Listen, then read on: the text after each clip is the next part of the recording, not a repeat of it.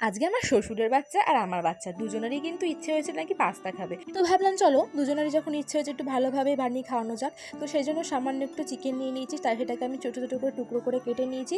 তেলের মধ্যে একটু নুন দিয়ে চিকেনটাকে ভেজে নিয়েছি। একই সঙ্গে কিন্তু একদিকে ছোটো ছোটো চিংড়ি মাছও কয়েকটা ভেজে নিয়েছি নুন দিয়ে, আর একসঙ্গে একটা ডিমও কিন্তু ভেজে নিয়েছি। সব কিছু একসঙ্গে মিক্সড করে তুলে রেখেছি আলাদা একটা পাত্রের মধ্যে।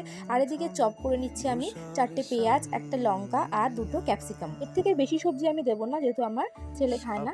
তো এগুলোকে আমি দেখো তেলের মধ্যে ভেজে নিয়েছি, হালকা লাল লাল করে নিয়েছি। আর এদিকে সেদ্ধ বসিয়ে দিয়েছিলাম পাস্তাটাকেও, সেটাকেও আমি কিন্তু সেদ্ধ করে কিন্তু তেলের মধ্যে দিয়ে দিয়েছি।